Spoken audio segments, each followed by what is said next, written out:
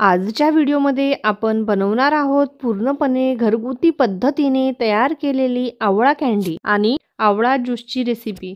आवळा हा vitamin C ने भरपूर आणि रोगप्रतिकार शक्ती वाढवणारा सुपरफूड आहे।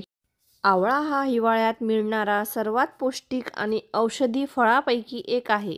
घरातच अगदी सोप्या पद्धतीने कँडी आणि ज्यूस दोन्ही बनवून तुम्ही मुलांसाठी घरच्या घरी हिवाळ्यातील सुंदर हेल्दी स्नॅक्स तयार करू शकता। या आवळ्यांचे खूप सारे फायदे आहेत। आवळ्यांमध्ये संत्रीपेक्षा 20 पट जास्त विटॅमिन सी असते। आवळा डिटॉक्स सारखे काम करून लिव्हर शुद्ध ठेवतो। नमस्कार, मी रसिका, रसूची रसोईमध्ये तुमचं सगळ्यांचं मनापासून स्वागत। सर्वप्रथम आपण आवळा कँडी बनवूया।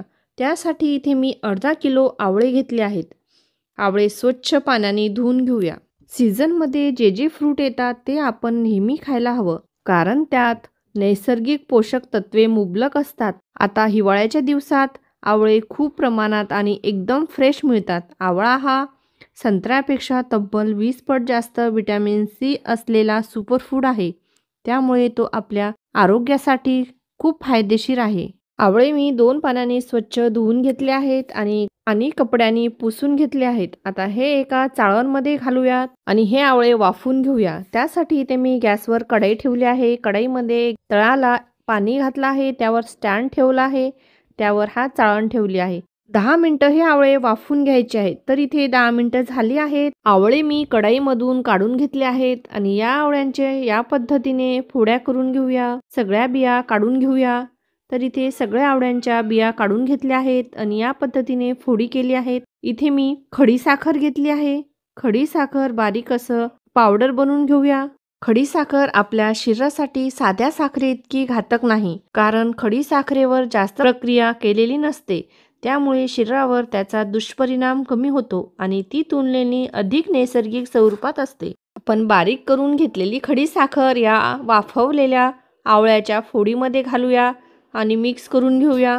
यामध्ये अर्धा लिंबू पिळून घालूया, म्हणजे आवळा कँडी काळी पडणार नाही। परत एकदा मिक्स करून घेऊया आणि याला झाकून 2 दिवसासाठी असंच ठेवूया। आवळा कँडी बनवण्यासाठी अर्धा किलो आवळ्याला आपण पाव किलो खडीसाखर वापरली आहे। हे झाकून ठेवलेले आवळे आपण 2 दिवसानंतर पाहूया। तर इथे 2 दिवस झालेले आहेत, पाहूया।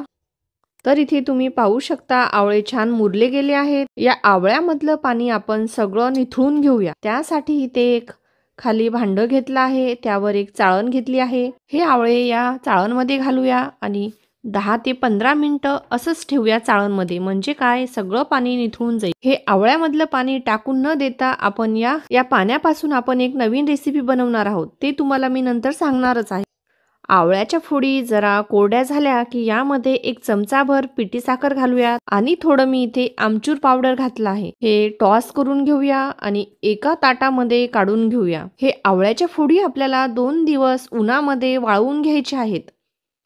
तर इथे उन्हामध्ये मी 2 दिवस हे आवळ्याच्या फोडी वाळवून घेणार आहे। 2 दिवसानंतर पाहतोय तर पहा, फोडी छान वाळल्या गेल्या आहेत। हे आवळा कँडी एवढी छान झाली आहे ना टेस्टला, वाळवताच अर्धा कँडी संपल्या पण आहेत। 2 दिवस वाळल्यावर या कँडी एका हवाबंद डब्यामध्ये भरून ठेवा। मधल्या वेळेत किंवा कुठे प्रवासामध्ये चाललो असेल तर ही कँडी आपण सोबत घेऊन जाऊ शकतो। या पाण्याचं काय करायचं ते तुम्हाला मी नंतर सांगणार आहे। आवळा कँडी बनवून झाली आहे। आता आपण आवळा ज्यूसची रेसिपी पाहूया। त्यासाठी ते मी फ्रेश पाव किलो आवळे आणले आहेत, धुवून स्वच्छ पुसून घेतले आहेत। आवळे कट करून घेऊया। या पद्धतीने सगळे आवळे कट करून घेऊया। इथे मी 1 इंच आल्याचा तुकडा घेतला आहे, आलं पण कट करून घेऊया। एक मिक्सरचं भांडं घेतलं आहे, यामध्ये कट केलेलं आवळा आणि अद्रक मिक्सरमधून फिरून घेऊया। आवळा आणि आलं आपण मिक्सरमधून फिरून घेतलं आहे। इथे एक कॉटनचा कापड घेतला आहे, यामध्ये हा फिरवलेलं आवळ्याचं गर घालूया आणि हे हाताने या पद्धतीने पिळून घेऊया। हे आवळ्याचं गर आपण जर गाळणीमधून गाळले असते तर यामध्ये आवळ्याचे कण पडले असते। आपण हे वस्त्रगाळ केल्यामुळे यामध्ये आवळ्याचे कण सुद्धा पडलेला नाही। हा राहिलेला आवळ्याचा चौथा टाकून न देता वाळवून तुम्ही बडीशोप मध्ये वगैरे खाऊ शकता। जो आवळ्याचा आणि आल्याचा रस आहे त्यामध्ये आपण अर्धा लिंबू पिळून घालूया।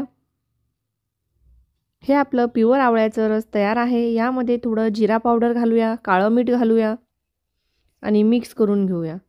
आणि इथे मी असे बर्फचे ट्रे घेतला आहे। यामध्ये हे आपण आवळा आणि आल्याचा जो रस काढला आहे तो घालूया आणि एका ट्रेमध्ये आपण जो कँडी बनवलं होतं गोड रस तो घालूया। म्हणजे काय होईल, ज्यांना जे आवडतं ते पिता येईल। म्हणजे ज्यांना विदाऊट शुगर पाहिजे त्यांनी नुसतीच आवळ्याचं रस पाण्यामध्ये मिक्स करून तरी पिऊ शकता आणि ज्यांना थोडं गोड पाहिजे त्यांनी दोन्ही ट्रेमध्ये एक एक क्यूब घेतलं आणि कोमट पाण्यामध्ये पिलं किंवा नॉर्मल पाण्यामध्ये, तुम्हाला जसं आवडेल तसं तुम्ही पिऊ शकता। हे बर्फ होण्यासाठी फ्रीजरमध्ये ठेवूया। दोन्ही ट्रेमधले रस हे बर्फ झाले आहेत, हे काढून घेऊया आणि एका हवाबंद डब्यामध्ये भरून तुम्ही फ्रीजरमध्ये ठेवू शकता। हे मी ते एक ग्लास घेतला आहे। ग्लासमध्ये 2 क्यूब आवळा रसाचे आणि 1 क्यूब शुगरचं घेतलं आहे। यामध्ये नॉर्मल पाणी घालूया। तुम्हाला आवडत असेल तर थोडं जिरा पावडर घाला। तयार आहे आवळा ज्यूस आणि आवळा कँडी। व्हिडिओ तुम्हाला थोडा जरी आवडला असेल तर प्लीज एक लाईक करा। धन्यवाद।